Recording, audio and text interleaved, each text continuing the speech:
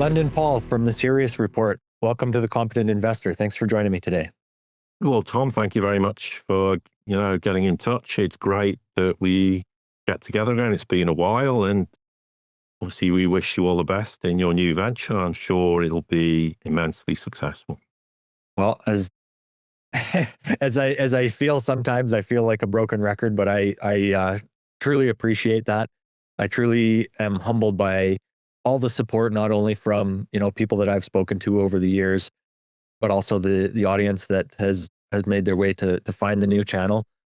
And I'm really looking forward to this new chapter. But Paul, I think an interesting place to start today. We're going to cover a lot here, from China to Russia, a lot of these geopolitical situations, but obviously there is a huge part that I think gold is playing in this shift. And I think a lot of this is being really catalyzed by the East. So why don't we start by discussing how China really looks at gold, and let's say what their strategic vision is with gold at the becoming such an important part of their monetary system. Yeah, it's a great question. I think let's start with a little bit of history, because China's love for gold came about a lot earlier than perhaps most people will understand. And I've said this publicly previously on several occasions. Where back in 2012, for a period of 30 months, 1,000 metric tons of gold went from west to east, from basically various locations. Most of it ended up in China and some in Hong Kong. So simple maths, 30,000 metric tons. And the love affair with gold really took off there with China, because China had had discussions with people I know, what I would call the architects of multipolarity, the ones who had the vision back in the 90s to say to everyone in the world, including the Americans who ignored them, look, the US hegemony, the dollar, this financialization model is eventually going to fail, which of course it did in 2008, and they just tried to carry on and pretend it didn't. And therefore, the world is going to have to look at things differently. And part of the component of the multipolar world was to say, well, we need to have gold as a component of this. What does this mean? And people will say, well, you can't have gold-backed currencies. You can't, we tried all this in the past and it failed. Well, just because something failed doesn't mean we repeat the same exercise. We do something different. And China really, since that point in time, and it kind of accelerated from 2014, which was around the time of the Ukraine Maidan, when that was a big wake-up call for the East, particularly not just for Russia in terms of what happened, but also for China. And that's why we had the Power of Siberia 1, so-called Holy Grail energy deal signed, all in non-dollar terms in 2014, and it went live in 2019. And the rest is history in terms of energy, but that was another important component. And since then, and I've made this point since 2013, when people kept saying to me, well, when are we going to see a big shift in the gold price in terms of, priced in dollars or euros or whatever? And I always made the point, you will only truly see it when the West is drained of gold. And that's not literally, but when there's no surplus gold anywhere.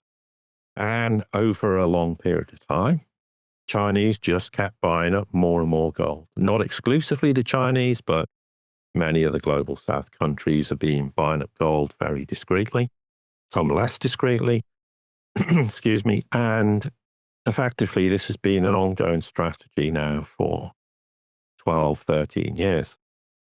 And there was always going to be iterations in this process. And I've made all these points a decade ago where China would get to a certain point where it would have bought up everything it could get its hands on. And then there would come a stage where it's not as though there isn't any, they've drained the West, but there's going to be an opportunity to drain the West even more. And that came about when you started to have an arbitrage between Shanghai and London, New York. And that accelerated even more gold heading from west to east. And then, of course, we started to, in this year, and don't have people disagreeing with me, but in very simple terms, in a trade sense, China, because it wants to internationalize the yuan, said to all trade partners, look, it's very simple. We don't want to use the dollar anymore. We don't trust the United States. They've weaponized it. We don't want to deal with SWIFT as little as possible. Also, we don't trust the Western financial system not to properly collapse, which makes 2008 look like a drop in the ocean. So let's all get out of that system. We think gold's an important component of a new financial system. And part of that is, look, you trade with us, you can take your yuan, park it in the bank and buy stuff from us. Or if you don't want to, and you just don't want to hold the yuan, well, here's the deal. It's fully convertible in trade surpluses into gold. That is the very definition in trade terms of a gold-backed currency. I know people will argue, but I'm sorry, that's like saying 2 + 2 = 4. And that was announced very quietly, very recently, in the context of other developments, which we'll come on to in a second. And that was another important component of this. Now, originally, China was proposing to do this in 2016, and the United States didn't particularly like the idea that that was going to happen and said, look, that's a declaration of war. Well, the world's changed hugely, and the United States is in no position to threaten China anymore for a whole bunch of reasons, which we can discuss as well. And therefore, this time around, there was no great fanfare, not a lot was said. And I put it out on a YouTube clip. I think a few other people have commented since, but it's absolutely another part of that component. And this is, so therefore, any trade partners who may still have concerns about the internationalization of the yuan because they fear capital controls or the Chinese financial system isn't as open as obviously things are in the West, which is true, although that's changing. Therefore, if you don't want to hold it, you don't want to trade in it, you can have gold. And this is why they started to develop vaults in Hong Kong. There's ones now slated to be opened in Switzerland, which is the European hub, the UAE, which is obviously West Asia, Middle East hub, Singapore, which would be Southeast Asia, and Hong Kong, of course, to service China, because Hong Kong is the offshore branch of onshore China. So they're the sort of major stages, and we've been in recent times, we've seen the arbitrage happening. Now, of course, we have seen these developments with respect to gold on a temporary basis moving to the US, and we can go on to that in a minute because that's a separate story. But what I will reiterate, and I can't emphasize this enough, is there isn't some grand plan going on between the Chinese and the United States about repricing gold. There's no love lost between the two nations. China sits there and wants to cooperate, but it's also mindful that the United States is trying to stoke a problem with Taiwan and continues to do so. And it also tries to destroy China's economy and wants to wreck companies like Huawei. So why would China want to cooperate with the United States in that respect? There's absolutely no reason why they'd want to do it. And then there's the issue of, well, the United States can reprice gold, and we can discuss that in a minute, but what's the ramifications of it doing that? What does that mean in reality for the US and the US dollar? But there is no collaboration or cooperation between the two countries in any way, shape, or form. And the Chinese, I know, have said to me they find it rather bizarre that anyone would believe that because, as they said, we are in a financial war of sorts with the United States and an economic war, and the US is trying to coerce the Asia-Pacific neighbors like Japan, South Korea, and the Philippines. It's not succeeding, but they're trying to create some kind of mini NATO there to face off against China and try and create problems for China, as NATO undoubtedly created problems for Russia in Europe. So from a Chinese perspective, that's the kind of very 30,000-foot view of gold. So gold continues to be important. They will want to set up gold hubs everywhere, including additional ones in China. And gold will be something that will underpin currency and international trade. And it's all about the Chinese internationalizing the yuan, but critically not being a world reserve currency, because nobody in their right mind wants a world reserve currency. And in this day and age, we don't need one. The US, I think, will be historically the last one. And people will look back in history and go, well, that was a really foolish thing to do. It ultimately blew up in their face very, very badly. Okay, it was to a large extent their problem in abusing that with sanctions and color revolutions and all this tariff nonsense and threatening nations and bullying them and trying to coerce them into doing as they're told.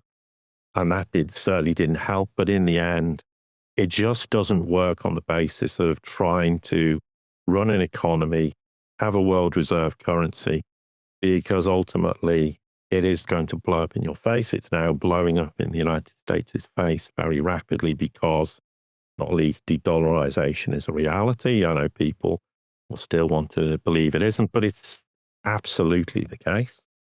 And I mean, and if people don't want to believe it, here's one just fact that's irrefutable. When we had the pandemic and the United States printed trillions of dollars, why do you think they printed trillions of dollars? Because no one would buy their debt. I mean, that is the very essence and definition of de-dollarization. If you'd gone back 10, 20 years ago, everyone would have been piling in to buy US debt. No one wanted to buy it, so the Fed had no choice but to print it all. Because if they hadn't, the United States would have collapsed economically and financially. So that alone is one indication of why de-dollarization is a reality. So that in essence explains China's position on gold, and it will continue to be the case. And it's worth reiterating the point, as I've said previously, that China has around 40,000 tons of gold. And people go, no, they don't. Well, look, I'm sorry, I know to the contrary, and I know that's factually correct. And not least that China actually produces 600 metric tons a year, which is, and for at least 20 years, that's 12,000 tons. Add the 30,000 tons that went from 2012 for 2.5 years. I'm not saying they all stay, but there's 42,000 straight off. So my 40,000 tons is not an unreasonable assessment just on that basis. And that's not also how gold markets work, because they work, there's opaque markets. That's where the real gold ship. None of the data you see reflects any of that. And that's where the real tonnage changes hands. That's where the real market operates. And most people in the world don't know anything about the opaque markets. I'm fortunate to know it, because I know someone who was a huge part of it. He's now passed away, very sadly. But so therefore I am privy to that information. And that's where enormous things like 30,000 tons moves from west to east, and no one really knows about it. Well, how do we separate out that 40,000 tons? Like, I've heard that much of China's gold is privately held. Is there a big difference between privately held and publicly held gold in China? And how does the government see both of those? Well, the government has actively encouraged its citizens for a very long time to buy gold. I mean, you can see images people put on like Xiaobei gold market, where people are just piling in there every single day of when they're open, and they're actively buying gold. So they encourage their citizens to do this. So there is a large, significant amount that is obviously privately held by Chinese people. My 40,000 tons is based on the Chinese government, or the governance structure, shall we say, holding that. I'm not including the gold that the citizens hold. I think there is an awful lot more gold in the world than people realize. That doesn't in any way, shape, or form mean that gold's overvalued. Because people always jump to that conclusion. This is not a equity that issues more shares and dilutes the share capital. It doesn't work like that in gold. So yeah, it's very important from a public perspective and a private perspective. And there's no way in any way, shape or form the Chinese are going to turn around to their citizens and say, don't worry, well, we're going to confiscate all your gold off you. Because if they tried that, there would literally be a revolution in China. And it would be the end of the government as it exists now. And they're never going to do that anyway, because that's blatant mistrust. And whether people like to believe it or not, the trust between the Chinese people and the government is the only reason why Beijing is still in power. If that wasn't there, they'd have long since gone. And again, people might find that impossible to believe, but it's true. And that's why China has made these massive changes in the last 20 years, 25 years, because the people expect it. And if they don't make those changes, then the Beijing government will not survive. It's quite simple as that. I want to go back to kind of what you were saying. Give us a couple examples of what Western takes on gold that China finds very amusing. Well, I think the issue is that they don't regard, well, not everyone, but a lot of people don't understand the difference between currency and money. They don't realize gold is real money. They don't understand why people in the West are sat there completely ignoring everything that's happened. I mean, 2000, the dot-com bubble burst. I mean, trillions of dollars were just vaporized then, and we had 2008. And they've never fixed anything. And we've had crises that have been papered over with bailouts and who knows what else that's gone on, probably, which is why there is at least $100 trillion unaccounted for on the US balance sheet. So where was that spent and why? Probably to have huge bailouts. And this comes back to the recent statement where someone mentioned about the US having magic money machines in the treasury that seemed to just produce money when it was needed to fill a hole somewhere. I'm sure they were really thrilled that got stated because it's factually true. So the Chinese are looking at all this going, well, why don't you encourage your citizens to buy gold? Well, of course, we know why. They don't want the citizens of the West to buy gold because, it comes back to this point again, and this ties in with repricing gold. If you suddenly said tomorrow that the Americans came out and went, we're repricing gold to $10,000 an ounce because we apparently hold 8,132 tons, which they don't, but let's assume they do. And that's just a drop in the ocean. What, 2.5 trillion? What, based on 37 plus trillion of debt and 100 plus trillion money unaccounted for and 250 trillion of unfunded liabilities. That's like me being $1 billion, $1 million even in debt and going to the bank going, well, here's 5,000. The bank goes, yeah, fine, we'll call it quits. You can just carry on mounting debt up and blowing up your economy and financial system. And if you price it at $10,000 an ounce, what does the world going to surmise from that? They're going to go, the dollar is no longer a world reserve currency. It's basket case currency. And if you want to accelerate the demise of the dollar, well, why not just reprice it to 10,000? Because that's a surefire way to make the global South countries really affirm their belief that the dollar's a spent force. Well, thanks very much for pointing it out to us definitively. And the benefits for the United States are minimal and very short term, and the long term, it's a disaster for them to do so. So China's aware of all this. They know what's happening in the West. They're also, and therefore their attitude is, why do you have such a flippant attitude towards gold? And we know why, because if gold is priced, and I was in some ways a little bit surprised how it's got to nearly 4,000 now, and we haven't seen far more institutional investors, high net worth types in the West looking to take a position. Some are, but predominantly still not the case. But that's because they believe in financialization. They believe in asset bubbles. They believe the dollar's sound. And the Chinese are looking at this going, you must be insane. How can you possibly believe any of that's true. So that's their philosophy and why they understood, based on conversation they had with friends of mine back in the late 90s, that it's over. You need to start positioning yourself for a new world. You need to resurrect the old Silk Road. You need to start taking positions, and gold is the way to protect yourself in the future. And, for them, it's just a matter of course, that is what you have to do. And so therefore they'll look at us in the West going, what are you doing? Why? I mean, why are you allowing us to buy all this gold? Why is all this gold heading from West to East? And you seem very happy to dump it. And we're going, thank you very much. And you're not asking the question, why are you doing this? But this is just very much what you would expect to happen in the West, where people slavishly believe in financialization. They didn't see the writing on the wall in 2006 when, for me, I sat there going, it's over, everything's going to blow up. No, that can't possibly happen. Well, it did.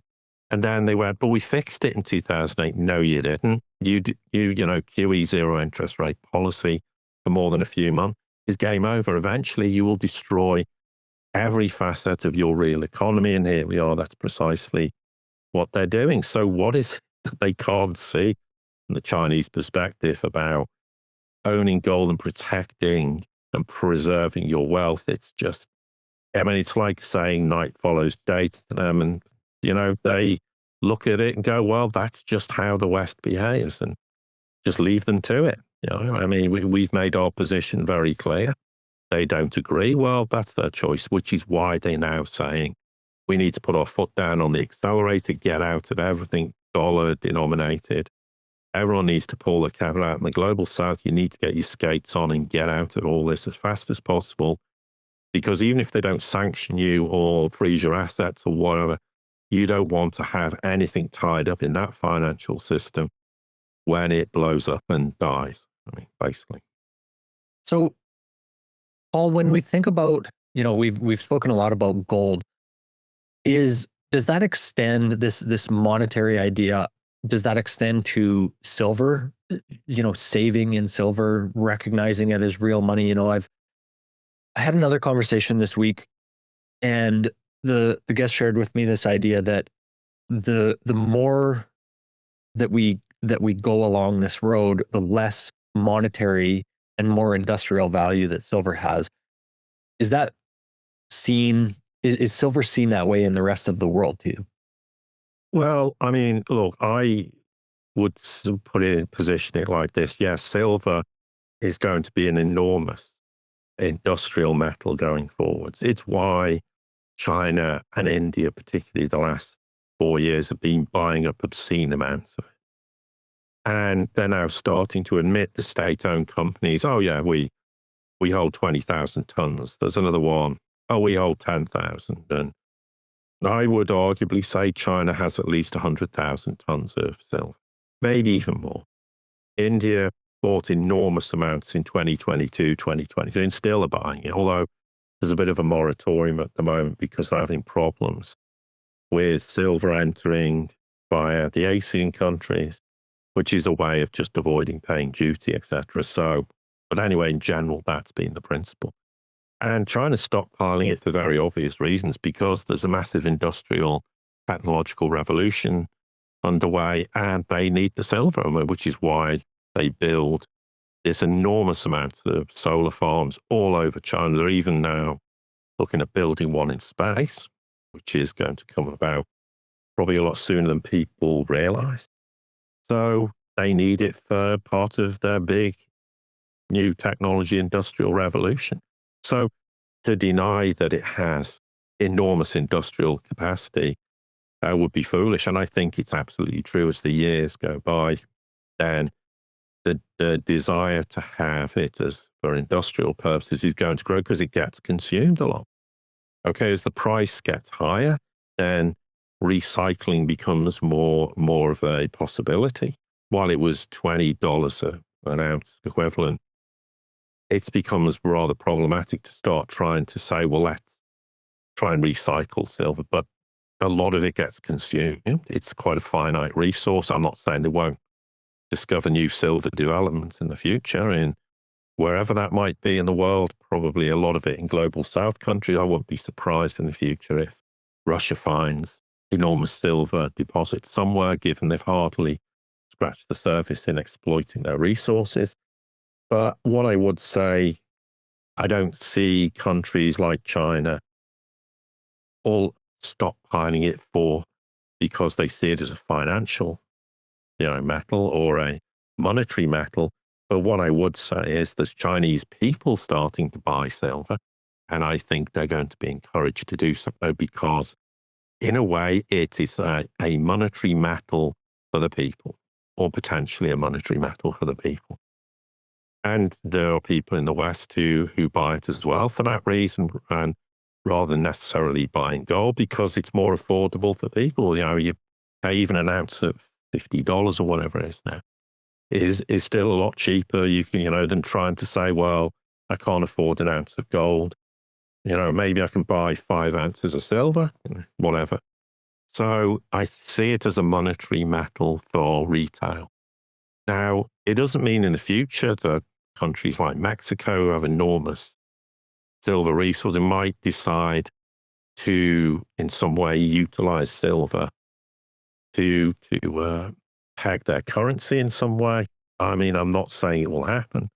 It's a possibility, but I think it's less of a monetary metal on a sovereign basis. Gold clearly is, and this is why countries all over the world are buying up as much gold as they can, except, of course, surprise, surprise, the United States, the UK, and most of the principal European countries, but some are. Poland's buying up. They've got a lot of gold. They've got a strategy. They clearly have got the head screwed on in that regard.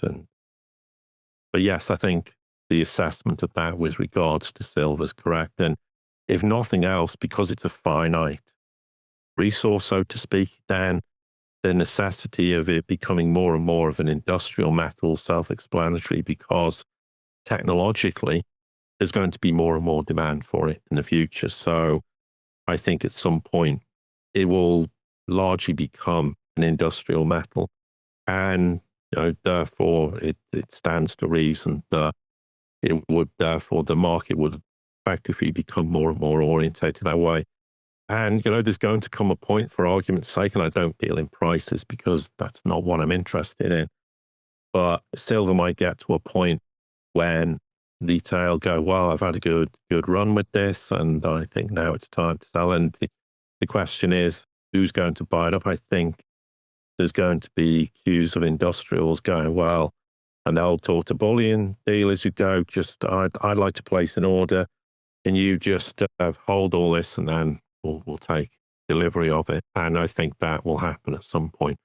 Not at this point in time, but I think that's inevitability, and that will also accelerate this drive towards it being definitely more so an industrial metal. But I'm sure there's some retail people who hold on to their silver because, and I do agree that it has monetary properties. And therefore, for retail, it's an ideal outlet, and particularly for people, as I said, who can't afford to buy gold.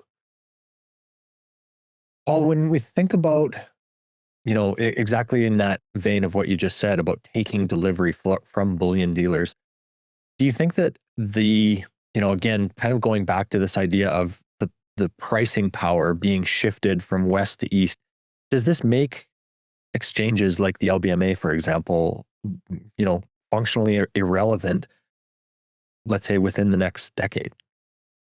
Well, it's a great question. I mean, my philosophy has always been, and having spoken to the Chinese about this, their attitude is that, these kind of institutions either have to shape up or they'll cease to exist, basically. They can function in the new world. There's going to have to be gold, silver centers, commodity centers all over the world in the future. And, if these markets actually play ball, then they can have a future. But if they want to persist in doing whatever they have been doing, and lots of people have lots of different opinions on that, then I think they're doomed. So the attitude is, it's like, a lot of us have reservations about the IMF, World Bank, those kind of institutions. If they don't shape up, they're finished. It's over. They won't survive in this new world. So my attitude is the same, that they're going to have to shape up and do things differently. And, because otherwise, if they don't, people are going to look at the alternatives. And they're going to look at China, for example, with gold and say, well, here's the thing. It doesn't work exactly like this, but I go to the Shanghai Gold Exchange and I want to buy, you can't buy an ounce of gold, but let's just do it to keep it simple. I know that that's backed fully by an ounce of gold. And if I buy the contract, it's backed by an ounce of gold. One for one, irrefutably the case.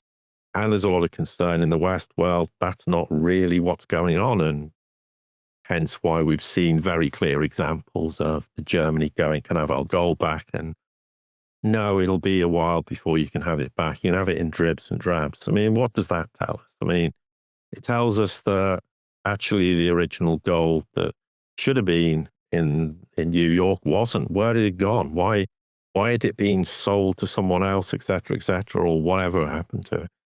So it's all about trust, and the future's going to be about trust. So if you can't be trusted, you're going to be marginalized. And I would arguably say this applies to the LBMA, the comics. I know there are people who feel that there's some big game going on to basically stick it to the LBMA, and this is part of this thing that's going on with the Chinese. It's not. There's no desire. China doesn't operate on the basis, let's try and stick it to institutions. But if institutions don't play ball, then their attitude is, well, you're doomed in the future. And I think that applies to all traditional markets in the West. And I think this is why we're starting to see evidence of those changes. Because, I mean, why, for argument's sake, did we see, for example, silver just never seemingly able at one point in the last decade plus of getting over $30 an ounce?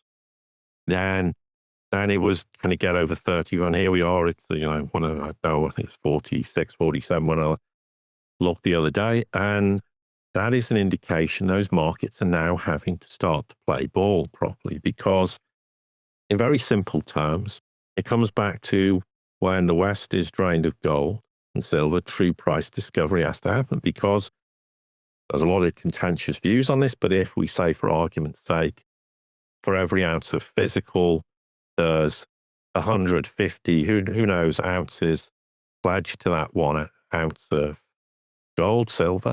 Well, the problem with that is if the demand becomes enormous, then what happens if suddenly you have huge demand and those 50 or 100 ounces contracts effectively for 1 ounce of physical?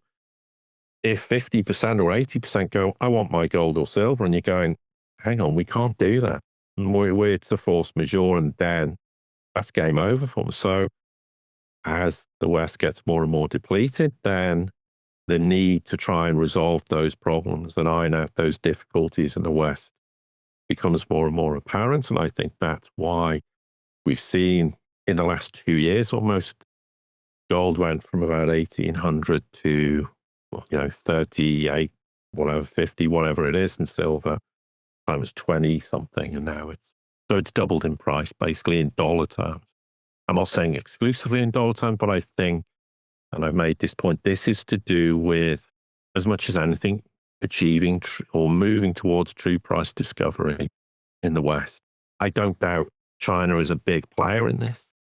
And it's because China just keeps going, well, we'll just take every bit of metal we can. We'll take all the silver, we'll take all the gold, and we'll just keep buying it because we know why we want silver, we know why we need gold.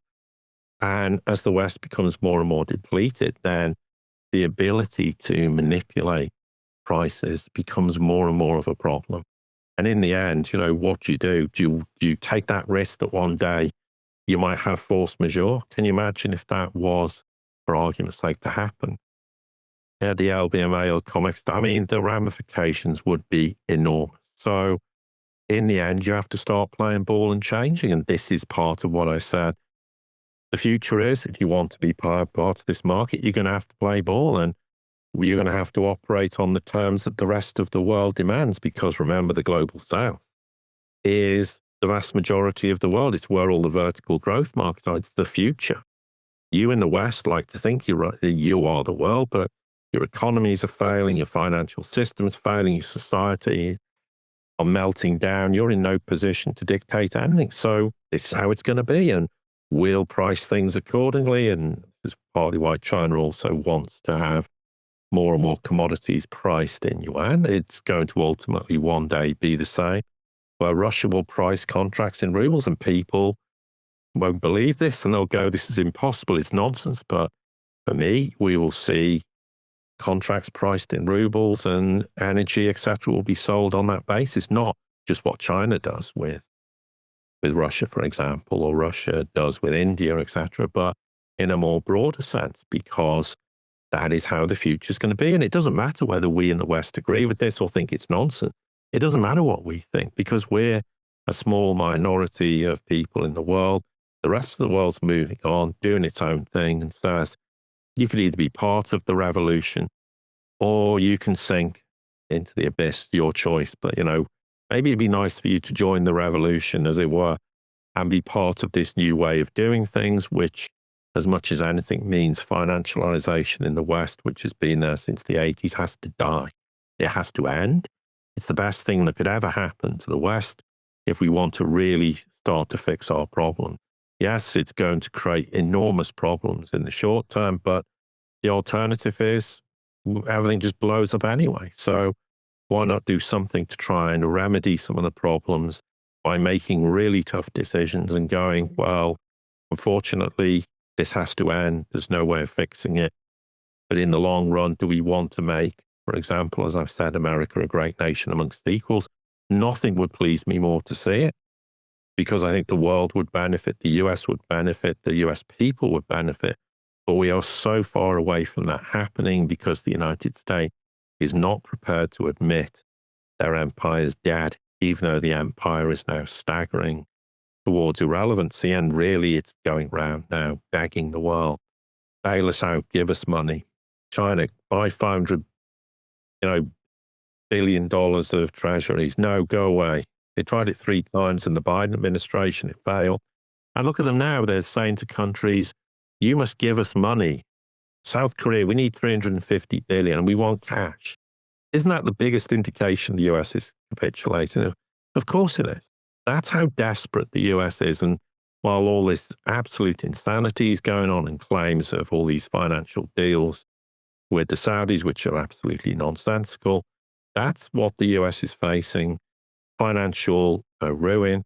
It is bankrupt. It's begging the world, bail us out, give us money.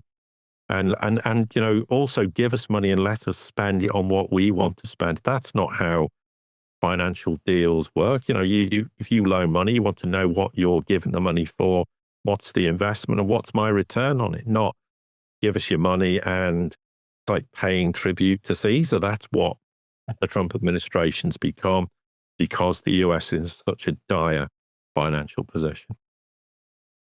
Paul, do you think that China actually wants the US to fail? Like, do they, there's so many synergies between these two massive economies. Is this, an outright wish that the US fails, or is this more so a strategic road that China's going down that leads to that possible inevitability?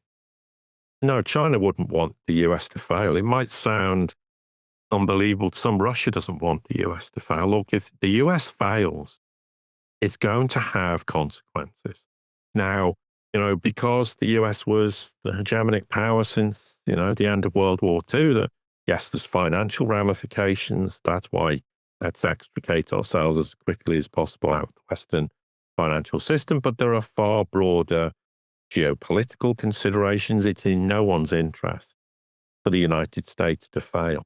The fact the United States is failing is an entirely different matter. So, but if the United States continues to try and harm and damage China, and China will retaliate asymmetrically and cause the United States enormous amounts of pain, but they're not going to sit there and go, well, you know what, we could destroy the US, because they could have. They could have come out and a long time ago go, we're having gold-backed currency properly, or we're going to dump all the US treasuries, or we're going to take all these various punitive actions against the US. But when the US started trying to have a trade war in Trump 1.0 and started attacking Huawei, which has failed to achieve its objective, and then they thought, well, we can screw China over with this new tariff deal, and China went, sorry, what was that, 145%? Well, we'll put it on your import. Oh, heck. Well, we better back away from that because we just realized we can't export anything to China on that basis. So hence why we now have the backing off and the US going, well, we're making progress, and China's going, there is no progress. So now China doesn't want to destroy it, but their attitude is, the US, you are destroying yourself because you have bullied the world, and the world's got to a point, we've had enough. We're not putting up with this anymore. And, you know, one of the biggest mistakes the United States made, and this is whatever people think about Ukraine and the Ukraine war and Russia's role in it, the worst thing they ever did was to effectively freeze Russia's financial assets, to cut off Russia's central bank from SWIFT and most of the other Russian banks, and basically try to cripple Russia financially. That basically was the final wake-up call for the entire global south to go, well, we should have listened to you, China and Russia. You warned us this would happen. It has happened, and now we want to get out of the dollar. We want to de-dollarize. We don't want anything to do with the United States. And this is why we've seen, you know, in Africa, all the nations rising up and saying, we've had enough of your neo-colonialism and kicking all the Western countries out. And the world's saying, enough's enough. And that was the final straw, because the US made the fatal mistake of going for seizing a nation's assets and freezing them, or telling the Europeans to do it. As much as anything, Europe stupidly went along with it, which has been very damaging for them in the long term as well. That just makes everyone go, well, we don't trust you. We're not parking assets. We're not buying in the US. We're not buying any assets. We don't want to deal with SWIFT. So the US made a lot of really seriously bad errors of judgment, which is accelerating its demise. And China's attitude is, well, if you want to destroy yourself, we're not going to do anything to get in your way. But we don't want you to work with us on that basis. We like to have win-win cooperation. We think we can work together in our economies, and we can do a lot to help you. And you know, and China could go quite a long way to dealing with these mathematical impossibilities. That means the US can't fix its economy, so to speak, in its financial system. But it's in no one's interest, ultimately. Only the West wants to see nations destroyed because they don't care or think there is consequences for doing it. Well, look at the consequences of trying to destroy Russia and how it's blown up in their face and massively accelerated the demise of US hegemony. It's accelerated the demise of the US dollar, US Treasury complex, and how, of course, gold is now, as far as the global south is concerned, is the reserve asset, not the US Treasury anymore. I mean, and the US caused all this. It inflicted massive pain on itself because it was too arrogant and ignorant to understand there are consequences for actions. But if, for argument's sake, Trump and Besant picked up the phone to the Chinese tomorrow and said, look, we know it's game over. We're going to cut the bravado. Can you do something? Can we work together? The Chinese go, yeah, fine, but we're working together on the basis of trust. And we have to first trust you, and you have to show that that trust is reciprocated. But you know, if you're going to start trying to stab the Chinese in the back, they'll quite happily reciprocate, but they will cause immense damage. So they will target, for example, soybean farmers in the US, where they basically have ordered no soybeans for this season from the US, but more instead from like Brazil. And it's killing the soybean farmers. So you have to feel immensely sorry for them. But China therefore says to, you know, sorry, but your government caused this. They're trying to cause us maximum pain. So we're going to respond. And on the basis of responding, unfortunately, you're going to get cornered away. And their attitude is you need to then make representation. Your government say you caused this, you're destroying our soybean sector as one example. But that's how China will respond. And it's rather like the US trying to destroy China technologically by going, you can't have any chip. Then it's, oh, hang on a minute. Yeah, you can have some NVIDIA chips, but only the ones we say. And then China goes, no, we don't want those. We're manufacturing our own now. So NVIDIA suffers as a result of this. And China's just now developing its own chip technology and making advancements the US thought was not possible for 20 years. And they're doing it in 20 weeks or 20 months. I mean, it's that rapid progress.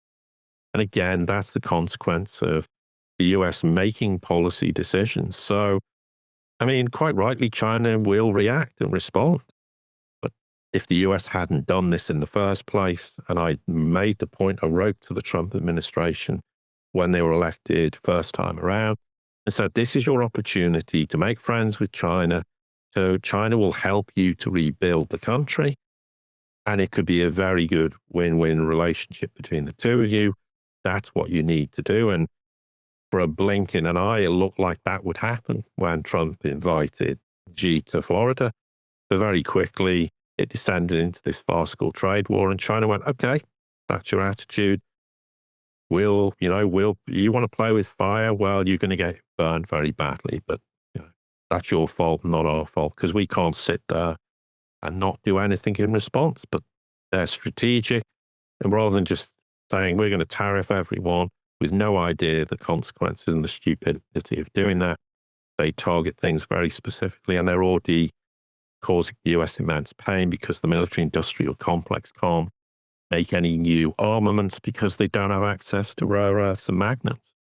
And that's solely down to China. And as you said before we came on, one of the biggest beneficiaries of that is the Russians, because that's going to inhibit the capability to rearm Ukraine in this ongoing war that's still going after over 3.5 years. One of the things we've kind of touched on peripherally here, Paul, is the idea of the treasury markets and the debt markets, both in the US and China. And I mean, I find it so hard to not necessarily make my mind up about China, but there's so much misinformation or disinformation, whatever new term you want to call it, but there's so much interference from both sides as I see it. How do you see let's say the health of the bond market in China, and maybe contrast that to the US? As you mentioned, you put out a video, I believe in November of last year, saying that the US, it's mathematically impossible for them to grow their way out of this debt. So if you could contrast the two bond markets for us, please. The thing is, on the West, it's so ironic. The West sees yields falling in China and tells us that's because China's imploding. And it's not. China is not imploding.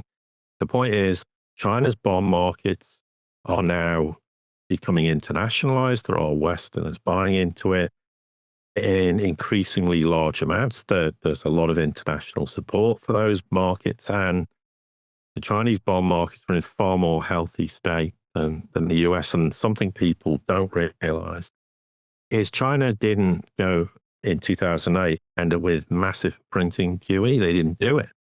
They didn't financialize their economy or their financial system effectively. And therefore, China is in a far more healthy position with regards to its bond markets. And correspondingly, huge amounts of money was pulled out the US. There's been capital flight out the US, and a lot of that money is now ending up in China, not exclusively. Ironically, some of it's ended up in Russia, which is why the ruble was the strongest currency in the world for, I think, the first 7-8 months of this year. Because, sanctions, what sanctions? If we're the US and we want to invest in Russia, well, here you go, have our dollars. And you're very grateful that you're in receipt of them. So I contrast that with the United States. And in terms of US debt, in the first 11 months of the financial year, this year, 2025, the deficit, well, to all intents and purposes, is $2 trillion. In August alone, the deficit was about 350 billion. I'm rounding figures up because I'm not going to bother being that specific. It's a bit anal to do that. That's what, 7% of US GDP. So the US government is never going to pay down its debt. It's going to have to roll it over endlessly. And in the next 6 months, it has about 9 trillion that has to be rolled over. And they're going to, of course, keep borrowing more and more because deficits keep increasing. Even though Doge, remember the Doge that no one ever talks about anymore? And it didn't really save anything, but of course it never was going to do so. So who's going to buy all this debt? Foreigners? There's all this idea of foreigners buy. People are telling me the Caymans is full of foreigners. No, it's not. The UK is full of foreigners buying. No, it's not. Is the Fed going to end up buying it? Well, that's a distinct possibility, but at the moment they'll try and force banks and money markets to buy it. But the problem is when the issuance is enormous, which it's going to be, demand and supply just don't balance. So you're going to inevitably, like when the Fed comes out and cuts interest rates, the yields rise, and the yields will continue to rise whether or not they cut rates or not. And as a consequence of this, I think you're going to start to see investors demanding higher and higher premiums, especially at the long end. Why? Because there's far more implied risk than holding at the short end. That's just a statement obvious. And the premium is very high. And what that tells us is investors see major problems inside the United States, particularly because no one's got a clue what the Trump administration's doing. There's obviously concerns about an economic downturn. There's all the geopolitical instability. There's inflation. And clearly, if you hold at the long end, it's going to deem to be a lot riskier than the short end. But I think you'll start to see yields will rise across the whole curve, and it's going to raise the cost of government borrowing. I mean, just look at, I think, August of this year. I think interest payments is about 1/3 of tax revenues. I mean, and ultimately, if you have no foreign buying, there's going to come a point when the idea, the Fed's notionally running QT, they're going to end up going back to QE. And therefore, for me, the United States is in this very dangerous, precarious place in its debt cycle. I think it's only going to get worse. And look at what's happening where there was over 2.5 trillion at one point parked at the Fed in the reverse repo. The reverse repo is nearly at zero. They're starting to see indications of people nibbling in the repo market. I think there are liquidity problems in the West, not least because huge amounts of money has started to move out of the United States. I mean, we had US companies going to Europe to raise debt. They didn't use the US markets, they went to Europe instead. I mean, you're seeing things that are pretty unprecedented. And therefore, I think the liquidity problems, for a variety of reasons, is only going to get worse. And as it gets worse, then I think the risk of a repo crisis increases. And when you look at the state of the Chinese economy compared to the US economy, the Chinese bond markets compared to the US, their debt, and people talk, oh, China's got huge debt. People don't understand internal debt is not an issue. It's like people telling me Chinese banks are going to collapse. I'm going, you do realize they're state-owned banks. Tell me exactly how a state-owned bank is going to collapse. It's impossible. Even if it was going to happen, which it's not going to happen, it's not. The Chinese just will go, we'll sort the problem out. Internal debt's not a problem. Chinese external debt's minimal. The United States has the reverse problem. So you comparing the two, the US is in major problem. I mean, look at China. It runs an enormous trade surplus with the world. Its economy is growing and people say it's all fake.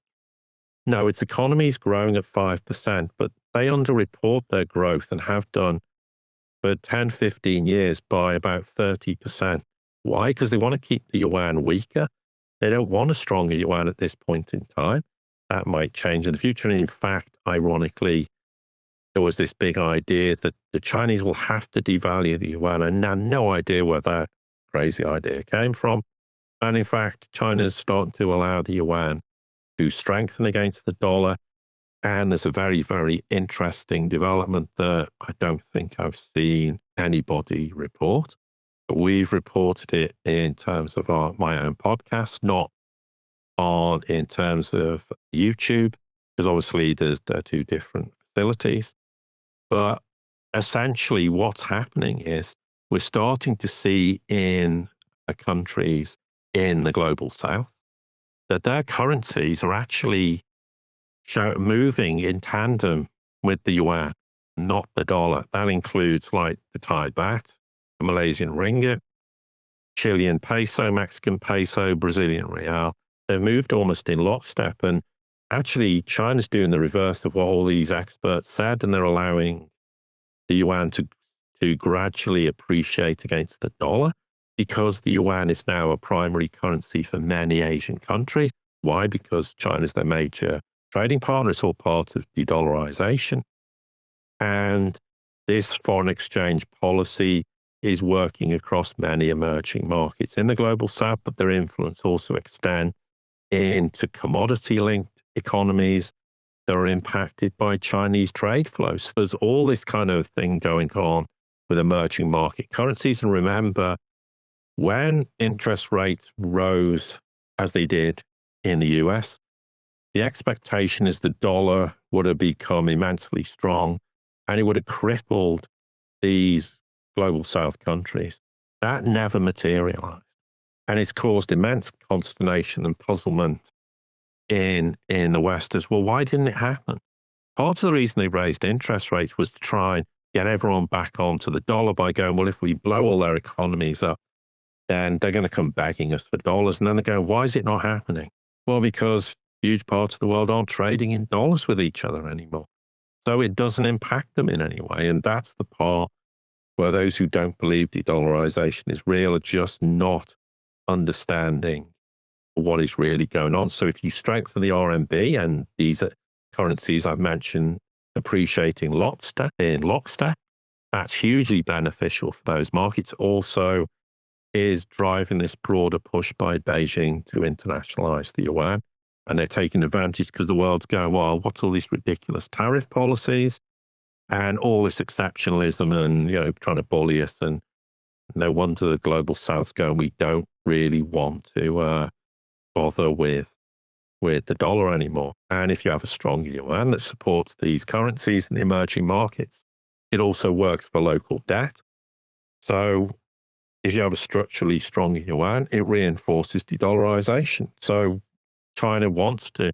That's the one thing I will say. They kind of go, well, we're not really de-dollarizing to attack the United States, but they know full well that de-dollarization is going to have a massive impact, but they're doing it to protect their own interests because they can't trust the United States not to try and do something harebrained. Maybe they would try and seize all China's assets or freeze the PBOC out of SWIFT or whatever.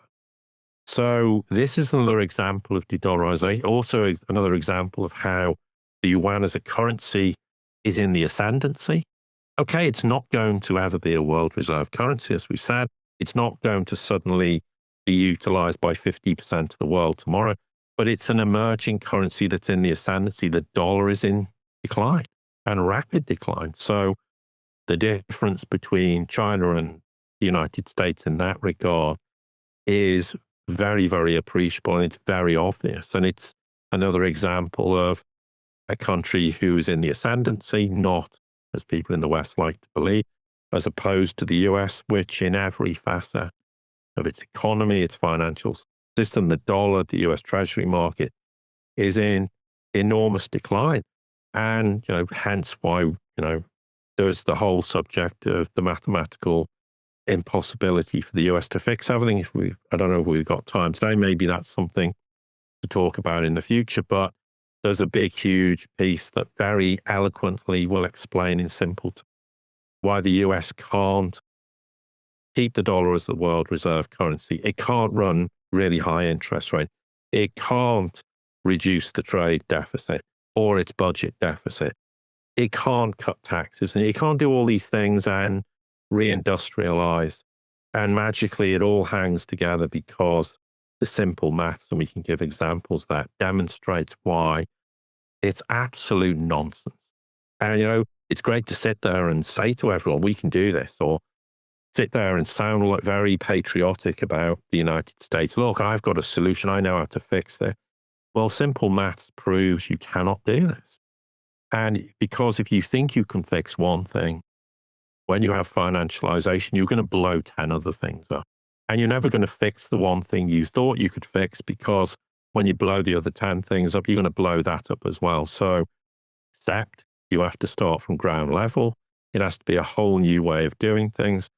And then the United States will have to spend 5, 10, 15, 20 years regaining its position and building trust, and having to go through a very, very difficult period. But this is the big difference as well. China works on the basis that we are building a nation for our children and our grandchildren. That's how every generation thinks. In the West, not just the US, we all care about what's in it for me now. Why want instant gratification? What do I get from this? And that's why the West is doomed, because that's all we think about, where China thinks long term and builds for the future. And that's why it's making the strides forward it is, and why the West is capitulating, because we don't care enough about the future. And we just care about today, and with no thought or consequence for our actions, and why you cannot fix the problems we have, because they're too fundamentally ingrained inside the Western economies. I mean, our cost matrix is totally prohibitive on every level. We cannot compete. And this is why you've got Western financiers going to China, coming back and going, forget it. We can never compete with them. We can't compete with them economically, financially. We can't compete with them technologically. I mean, the simple fact is, if we're going to produce a widget for $10 and they're producing it for $1, who do you think the world's going to trade with? Us or them? And do you really think it's sustainable for us to produce widgets for an internal market where it's at $10 a throw? I mean, and never mind, obviously, we're going to inflate our debt away, or we'll just run it at 6 and 8%. Tell me how financialization copes with that. It will blow the financial markets to pieces. It will destroy the real economy. And it is totally unsustainable to do that. And how can you cut the debt by inflating it away when all you're doing every year is actually increasing the budget deficit? So if everything costs more, and you're having to raise more and more debt, and you're having to pay higher and higher yields, then the interest payments will balloon on that debt. So your debt pile will get bigger and bigger. So you're not going to reduce the budget deficit, and you're not going to reduce your deficit. It's just going to grow and grow. And that's just simple maths. And there is sadly no other way around it.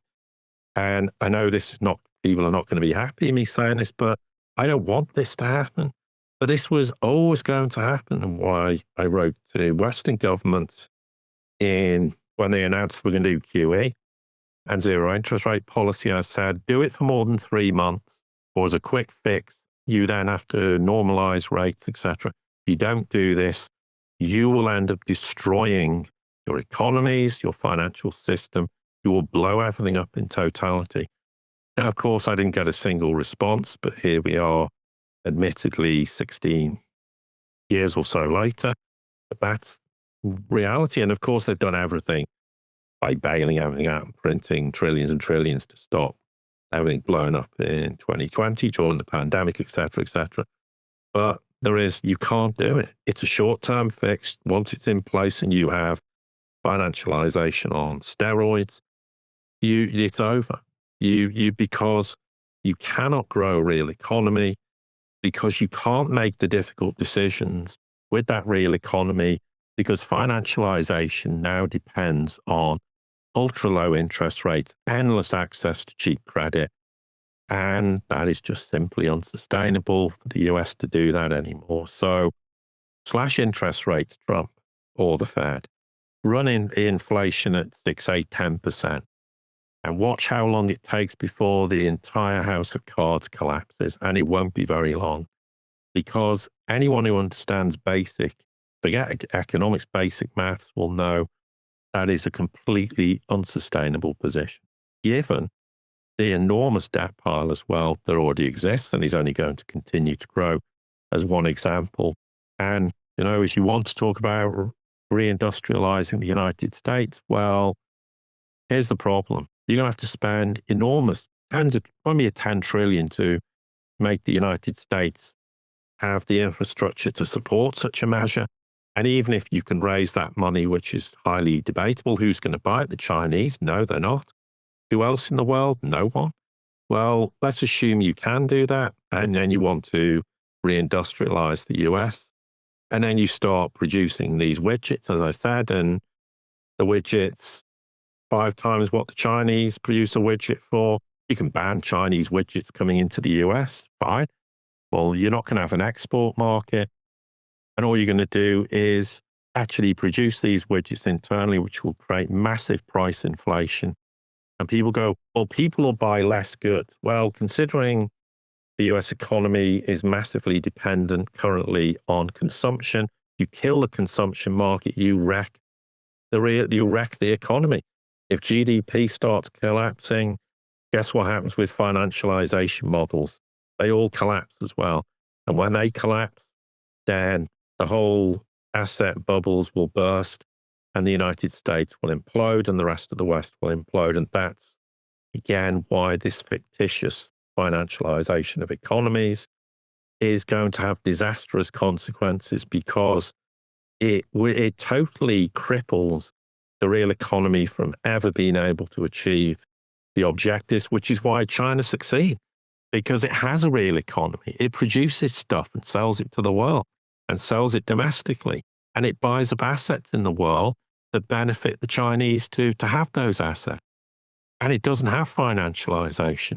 And it's deflated its stupid property bubble it should never have had, because it made the correct decisions. It was able to do that because it took the tough decisions and did it very gradually in a way that was manageable. And no, Evergrande didn't sink the Chinese financial system, as everyone was very keen to say. I mean, no one talks about that anymore because it's an embarrassment, because it was never going to happen. But that's the big difference. China has a real economy, and that real economy is what drives policy decisions.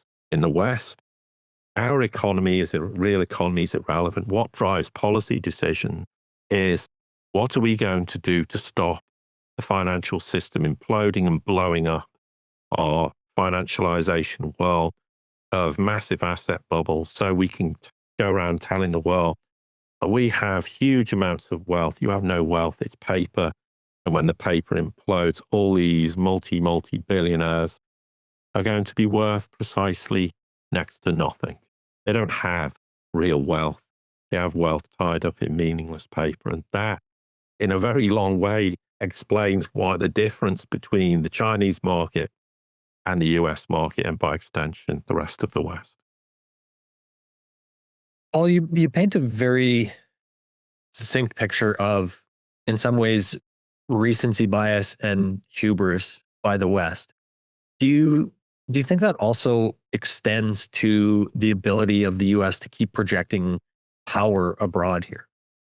Well, yeah, they're projecting it for the domestic consumption. It's to make people believe in the United States that we're still top dog. We're, numero uno. We're the global power.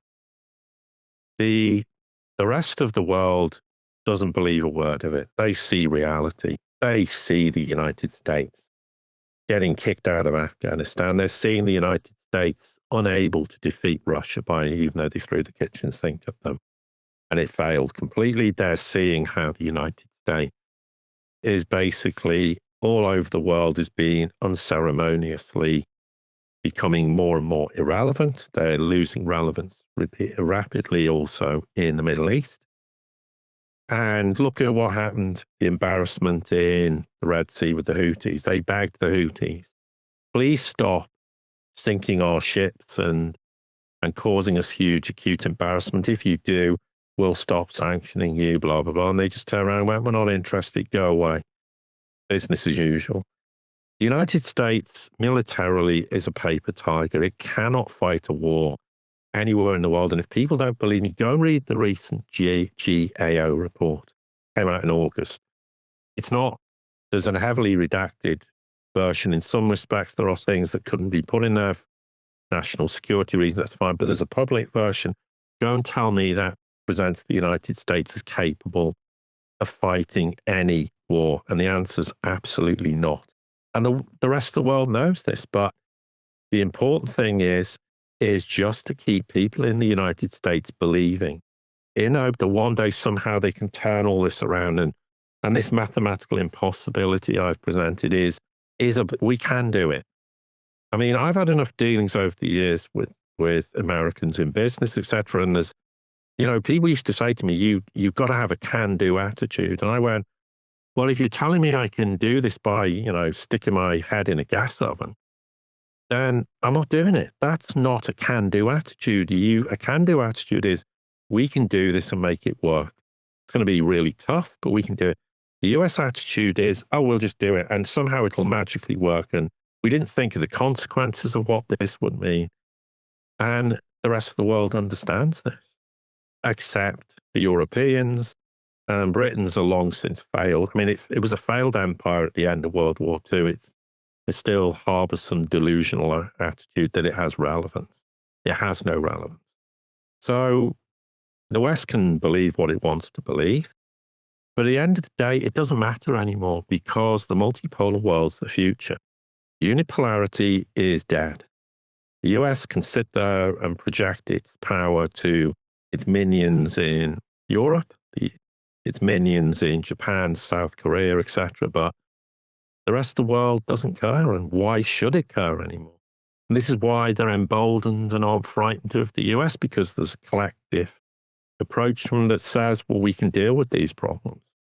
And they will deal with, but yes, the US will continue to try and, project its faux power around the world and try and convince its allies, because it forgets that the rest of the world exists. It doesn't think that world exists. It doesn't believe it's the world. It only thinks it and its satellites are the world. The rest of these are just irrelevant nobody countries. Well, they're rapidly understanding that China and Russia are far from irrelevant. And in fact, collectively, their relationship and what they're doing globally is a huge problem for the United States. And they can do nothing about it, not least because they're both massive nuclear powers. The US cannot go to war with a nuclear power because that's World War III and the world ceases to exist. And even the most very, very bizarre, strange people in Washington don't subscribe to that future because they know it's game over. And even if they survived, who would want to survive in a country that was completely destroyed? How long would you survive in a country completely destroyed? That's the other question. So in essence, that's the problem the US faces. And so, they can sit there and the Trump administration is very good at projecting all this power. But do you know what? Privately, even elements in Europe, when they disappear, go, what are they talking about? We just know this isn't real.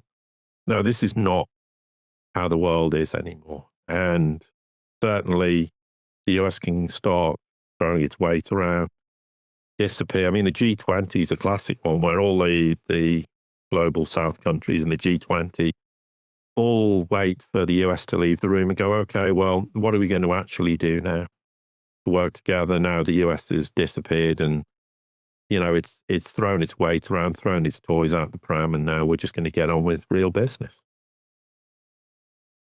Well, do you think another way of kind of crystallizing this difference in ability to project power, ability to defend or even act offensively as well is,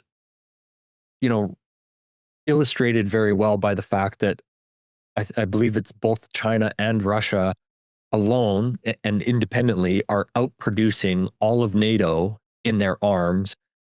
And how much more advanced are their weapon systems as well than the US? No, light years ahead. I mean, Russia's been light years ahead for a long time. And back in 2018, Putin made a speech to the Duma and basically told the world, they told the world, we have all this technology with hypersonics, etc., and it's all coming out. And the United States, when they heard it, basically, to use a crude term, shat the bed, because they went, oh my God, they have technology we don't even possess. They have a modern nuclear arsenal. They've been developing weapon systems on the fly during the Ukraine war, and they developed technology they showcased in Syria when Assad was still around and Russia was working with Assad in dealing with ISIS. They saw technology that scared the hell out of them. I mean, we're talking about high energy weapons that vaporized tanks in a blink of an eye. So they were worried enough about what Russia's got. And because the West has no answer to any of this technology, and now increasingly they're seeing China with sixth generation fighters, with hypersonic weapons. And now they've developed this global defense system, which is unique. No one else in the world's got it. Basically, it's the Golden Dome that actually operates, as opposed to the US version, which is lots of talk, lots of banding big figures around, but is there any development? By all accounts, the people running it have said no, nothing's happening. But that's the US all over. Talk big, project lots of massive figures and think the world believes it. No one believes it. So militarily, the United States is vastly inferior to those two countries. And this is why the US can never and is determined not to cross the real red lines with Russia and Ukraine. And it's very, very nervous about crossing red lines to do with Taiwan and China, because they're both nuclear powers with modern nuclear arsenals. The West has decrepit weapons. I mean, the US spends enormous sums of money just making sure their nuclear weapons don't detonate in silos. They're not even sure they can launch those weapons without them detonating in silos. So, not that I'm saying we're going to have World War III. I've been very adamant it's not going to happen. But the US militarily cannot compete on any level with China and Russia. I mean, and the Ukraine wars proved that. I know people have very different opinions about the war. This isn't about me condoning anything that the Russians have done in any way, shape, or form. But the plain simple fact is that Russia has every bit of technology that's a game changer that the US and Europe's given have all failed in totality because they're not game changers. The Russians and the Chinese have game-changing weapons, and we in the West don't have hypersonics. We don't have sixth generation fighters. We don't have a modern nuclear arsenal. And even in areas like submarine technology, where at one time the US was the leader, they've caught up the Chinese and the Russians. They have comparable and arguably better technology. So the US can't fight a conventional war. The GAO report demonstrates that. That's an American written report. And they certainly can't fight a major war against powers like Chinese and the Russians. They might be able to go in and try and fight the Afghans or the Taliban, and they spent 20 years and $2 trillion, and then they got kicked out and told never to come back. That's the US record. Look at what happened in Vietnam. I mean, this was back in the 60s, 70s. They lost that war. People say they didn't. They did. They lost the war. And because they couldn't fight conventional wars even back then. So all this faux projection of the US's power in terms of its military is just meaningless work. Everyone's seen what's happened in Ukraine and gone, you are nowhere near what you claim to be. And the West should be very, very worried about provoking Russia too much, because Russia has the technology. And look at those Orashnik. They just produced that. That was a weapon that was customized from something else. And that did really deeply worry the West, because they went, where did that technology come from? That was a pretty formidable weapon that they utilized on one occasion to make a point to the West. We have technology. We can fight a proper war, not a special military operation. But we have to hope that never happens. Because if it does, the devastation in Ukraine will be horrendous. And people need to accept that's just reality. This isn't about defending anyone. I hate war. I don't want anybody to die in a war. I wish the Ukraine war had never happened. But it's happened whether we like it or not for reasons we can agree with or disagree with. We are where we are. The war has to end. And the sooner it ends, the better, because the longer it drags on, the more Ukraine is going to suffer and the more its country is going to be completely destroyed economically, financially, and who knows in the end how many Ukrainians will die as a result of this. And people say, well, Russia should never have invaded. Well, okay, but they have. And the fact they have and they're fighting the war and they're winning the war is irrefutable. So what do we do? Just be pig-headed and go, well, let them keep winning the war, let them keep destroying more and more of Ukraine and killing more and more Ukrainians. For what purpose? Just to appease our hatred of Russia? Sorry, that's not a reason to justify why we're continuing to do what we do. It's unforgivable from my perspective. How close, like, do you think that nuclear war or some type of nuclear strike, obviously that evolves into war with Russia, how close do you think that is to happening? It's never going to happen. Seriously, it will never happen. Because the reality is, let's just assume it happens. So let's just assume, for argument's sake, the Americans go for broke and go, right, let's just start nuking Russia. Well, let's assume their missiles even reach Russia, which is debatable. I mean, Russia's defense systems, they have not just S-500s, they have S-600s, they even have S-700s, which someone accidentally let slip or was probably told to just mention it a few years ago. So let's assume their weapons get through and cause devastation in Russia. What do they think is going to happen to the United States and its allies? The Russians have made their position very clear. We have no way of intercepting any of their nuclear technology. So Europe will be vaporized in 5 to 15 minutes, literally. All the major cities will be gone. And arguably, if they use the SAR map, for example, as I said, that can destroy a country the size of France in totality. That's the extent of these weapons. And never mind what weapons Russia may possess, we know nothing about. I'm not trying to say that to scare people. I'm saying it's a possibility.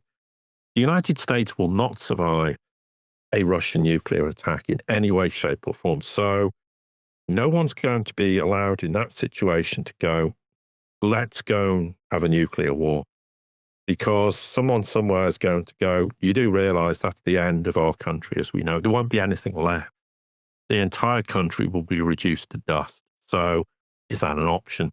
And the answer is absolutely not. So I will say with absolute 100% conviction, we will never see a nuclear war in any way. I know a lot of people will go, oh, you can't have that conviction. I have that conviction because I understand enough about the attitudes on both sides to avoid such a conflict. And I'll give just an example. When people are talking about it, it even is less likely than not happening to happen, if that makes any sense. But there was a situation going back in 2017 where there was a big problem with North Korea, and it could have escalated into a pretty nasty conflict. It didn't. It got sorted out because the Americans and the Russians talked to each other, and it all disappeared. What's the one thing? Did you hear anybody talk about it? No. And that's the point with this. When everyone's talking about war and World War III, it's never going to happen. And I'm not saying it would happen if people stop talking about it, but I mean, it's just something that drives fear into people. And I'm totally with people on that. Trust me, if I thought for a minute it was going to happen, I'd be extremely worried. Not least I have a 4-month-old daughter now who, I have to think even more differently than I would have done prior to her being born. So we all have a lot of reasons to be very concerned about things like that. But no, I really don't see it happening because there are enough sensible heads on both sides who will never allow it to happen. And those people who are always gunning for war, I mean, look, they've made careers out of coming out with these statements. But what's the one thing? They make statements, but has anyone ever acted on them? Absolutely not. I mean, so the United States has got no intention of going to war with Russia.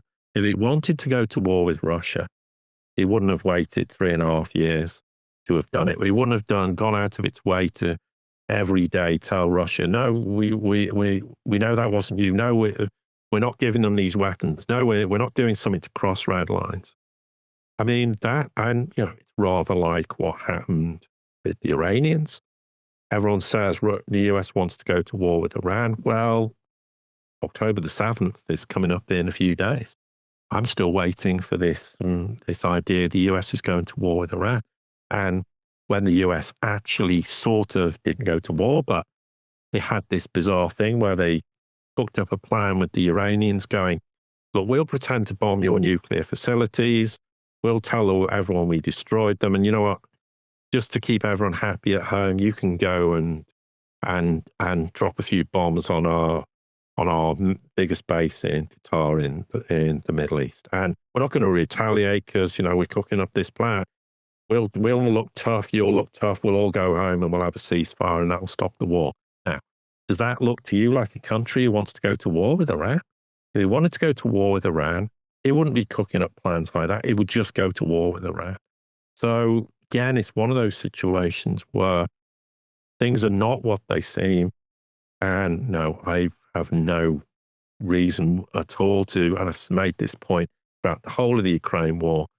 We'll never have World War III, because the whole point of having nuclear weapons is so we never have World War III.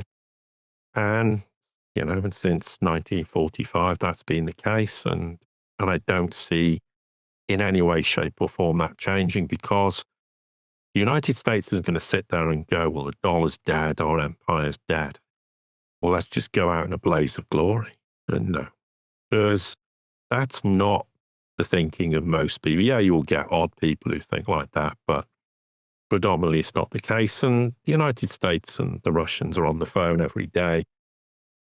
Just keep things ticking over, talking, everything's fine. Yeah, there's a war going on. Yeah, you're arming the Ukrainians. Yeah, it's a very bizarre relationship, but that's how the real world operates. And hence why Putin can meet with Trump and actually gets on with him, because, there's a far bigger thing going on, and that's how we deal with things. So those back channels are pretty strong, and they'll stay strong. And at some point, the Ukraine war will end. Everyone will go home, and sadly for the Ukrainians, most of the world will very rapidly forget what happened, and they will have to deal with the consequences.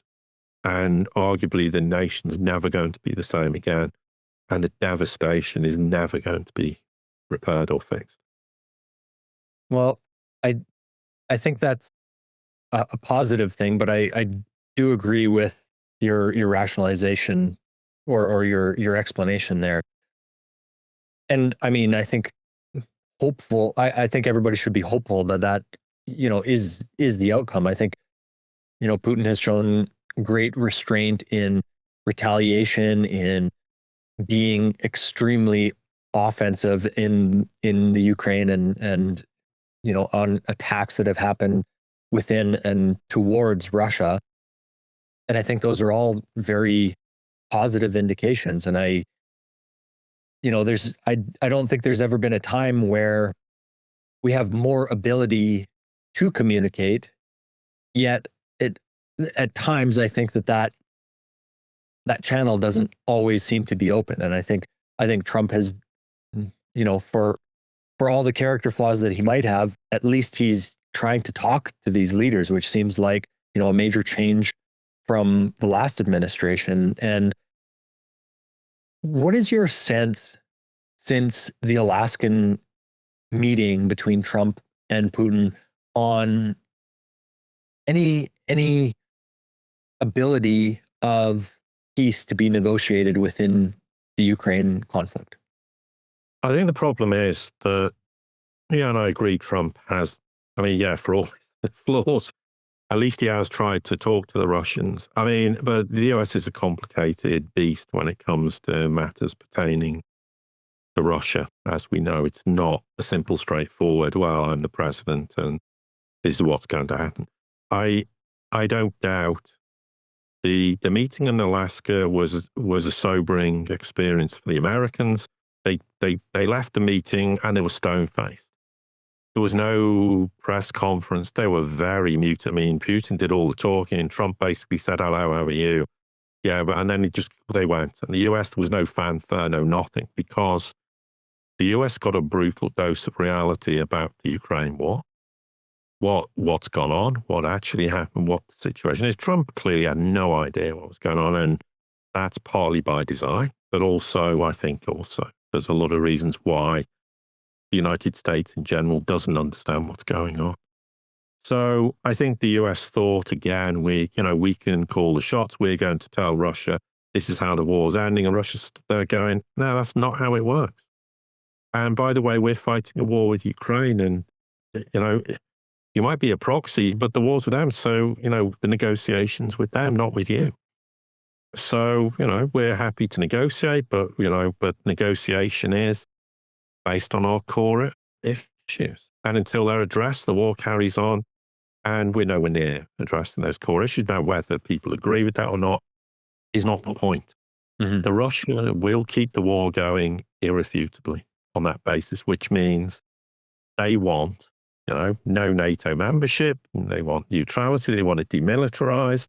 They want to keep the territory they claim is part of Russia now. Okay, they're all things no one in the West wants to accept. They don't accept it, but don't expect the war to end. And Russia's prepared to keep this war of attrition going for years. They made a rather flippant comment. We could keep this going for 20 years. And don't underestimate the fact they will keep it going for 20 years if they have to, because the war's now not about defeating NATO and defeating what NATO's aspirations were for Ukraine, and in fact, of course, effectively defeating Ukraine. This is now a far more existential problem where they're going, we're at war with the West effectively. So we're going to also, in the process, cause maximum damage to the West. And the Ukraine wars caused immense economic, financial problems for the West. I mean, the United States is bankrupt, because they are going around the world with a begging bowl. Europe's bankrupt. I mean, the reason they want to look at how they can creatively steal Russia's money in Euroclear is because they're bankrupt. They have nothing, and the war's destroyed them. I mean, allowing Nord Stream pipelines to be blown up has wrecked European economies. Because if you don't have cheap energy, Europe can't function. It's, really basic statement of fact. So Russia will carry on going, well, if you want to keep the war going, you're going to destroy yourself. But the point they keep making is the future's multipolarity. Unipolarity is dead. It never really existed. It's over. Well, you have a choice. So in essence, Alaska nothing really was discussed. Nothing that was going to change anything. And Trump's furious because he thought, I can end the war in a week or a day, or, oh, hang on, I can't now. And no one's listening to me. And he can't handle the fact that he's being just marginalized and the war will carry on. And the Ukrainians are never going to meet the Russians even halfway, and the Russians won't meet the Ukrainians halfway. So the war will carry on, and Europe wants the war to carry on, not because they want to go to war with Russia, but because they've invested so much political capital. If Russia wins the war, they're all finished. Politically, it's the end of their careers. They're all really, because you can't spend 3.5 years telling everyone in the West, Russia's going to lose the war, we're going to win, we're going to prevail, then we bankrupt ourselves, and Russia still wins. Politically, they're finished. So that's why the war has to carry on. And there's some deluded mindset that, well, Russia will eventually lose and they'll capitulate. Oh, that's why Russia's economy is cratering again. Apparently, all their gas stations are being blown up, which isn't true. And, it's all this just wanting to believe that somehow Ukraine can still win, where anyone who actually admits that objectively what's going on knows Ukraine can never win the war. And let's face it, there's a real basic reason why they can't, because if Russia was truly existentially threatened by Ukraine, or by extension, they would then resort to a nuclear war. And that's the one time, and it won't happen, but that's the one time where it could happen. The United States knows this, so they're not going to want to push this too far, which is why the US now wants to walk away and let the Europeans face the music. Say, we did everything we could. We gave you all the weapons. Sorry you failed. And just throw the Europeans under the bus. And Europe's finally realizing that's what Trump's doing. And it's a sensible move for the Americans. Just, blame it on Biden. But, the US isn't really helping itself now because it's still, going to give the Ukrainians weapons, give them intelligence. So in essence, the Trump administration's kind of part of the war also. But they can still walk away from this and feel like, well, we got away with that one, and everyone will forget very quickly that we started this war effectively in 2014 by instigating the Maidan, and the rest kind of history. But the US wants to get away because they can't face the humiliation that a US-backed proxy war with Russia failed. But Europe's too stupid and will carry on because these politicians go, well, if I haven't got my career, I'm dead and buried. What am I going to do? Stack shelves in a supermarket? Well, they probably wouldn't let me do that unless I was supervised by 10 supervisors. And, because I'm incapable, because these people are completely useless. They shouldn't be anywhere near political office. So they're desperate. And therefore, they will just keep the war going until there is nothing left. So there's no Ukrainians to fight. There's no weapons. There's no money. The country is completely dependent on the West propping it up because it's an economic financial basket case. And that's what happens when you jump into bed with the West. They make you all these promises at a Maidan. Oh, it'll all be great in the future. You can join NATO. You can be part of the EU, and we'll look after you. And look at it. And Ukraine's destroyed. And that's the unforgivable part of the West's role in this, because they should have long since said to the Ukrainians, it's over. And at one point, the Trump administration did say, you've lost the war. You need to negotiate. But because Trump's Trump and he doesn't want to feel humiliated, he wants to still project this faux strength as though the US isn't in a position to do anything. The US is in no position to do anything, which is why now they just want to walk away. And it was never their war. Let the Europeans face the music. And then, just get on with whatever, is next on the US docket for, and increasingly they're moving more and more to the Americas and realizing that their global aspirations are over.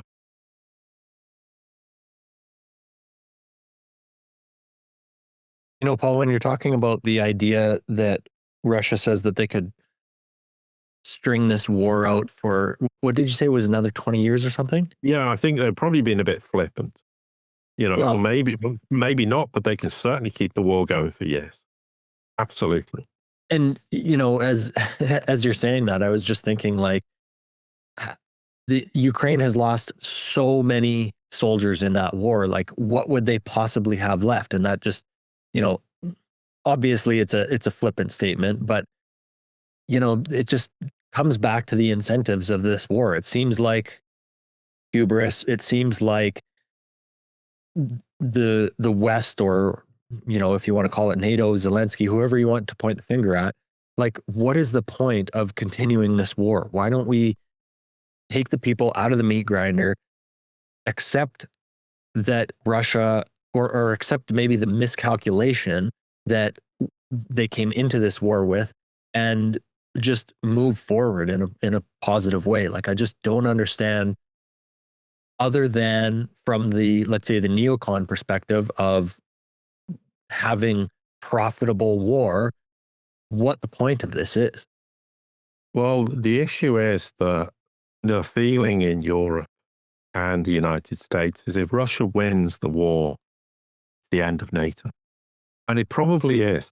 And because, and also the fear is, if in European, like the Baltic republics and Poland, if Russia wins and defeats Ukraine, Putin wants the Soviet Union 2.0, which they don't. Why do they want these countries? Absolutely not. But they think they do. And they're all suffering from Cold War PTSD. There's people there who grew up under Soviet occupation, and it still gives them nightmares. And they think Russia's coming back for more, so they defeat Ukraine. Then they'll come for the Baltic republics because they actually know Article 5 and NATO's meanings. The US is never going to war with Russia unless Russia bombs the United States, which it never will do. And they know that, therefore, they're terrified. And they legitimately think Russia's coming for them next as well as all the political capital they've invested. So they just have to keep the war going. The United States, of course, doesn't want to appear to be the nation that, well, because you refused to support Ukraine, Ukraine lost the war, because that would be immensely damaging for their credibility in NATO, because the US, in a way, wants NATO to continue, because it's a mechanism to control Europe. Because ultimately, the United States' biggest fear is Europe integrates into the multipolar world and becomes part of Greater Eurasia that stretches from Portugal, in the west, to Vladivostok in the east. So they don't want NATO to be destroyed. So, and therefore, if the US was seen to be, or could be blamed for why, because they just walked away and said, we're not supporting this anymore, then, so the US doesn't want the war to end on that basis, but the US wants out of it, but they want NATO to survive. They want the Europeans to buy, huge, amount more arms, increase spending to 5% of GDP, which will destroy all these economies, but let's not worry about the maths again. So that's the bottom line. So if the fear is that great about Russia winning for those reasons, that's why they don't want the war to end. There are people who really think that the Europeans want to go to war with Russia directly. They don't. The Poles admitted, we came up with all these stories. We're just trying to unnerve the Russians. It failed. And we admit we're not doing it. Because they can't. I mean, Poland's got a huge army, but you know what? It would last 2 days in a war against Russia. There's enough for about 3 or 4 days of munitions. Then it's out. So what kind of war is it going to fight? It's not going to fight a war. Europe is also not going to have a war which is conventional with Russia. It will go straight to a nuclear strike and it'll be all over in 15 minutes and Europe will cease to exist. And people know this. So again, we have to be careful between what people say and the reality they understand.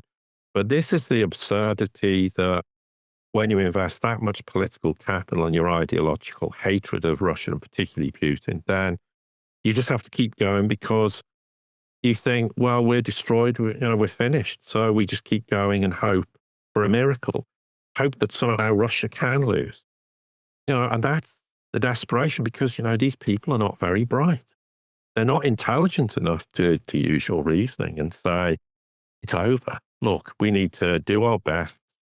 This is how you would do it. You'd go, look, we gave Ukraine everything we could. They just weren't good enough. They can blame Ukraine for it. Just blame Zelensky. But they're too stupid to realize they can put it all on Zelensky and walk away from this.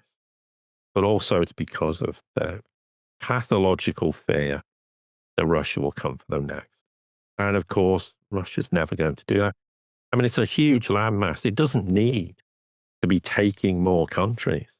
There's no need to do this and there's no benefit to doing it. But if you suffer from Cold War PTSD and you're terrified of Russia, and let's face it, the Soviet Union was hardly nice during these countries' occupation. You can understand where it comes from.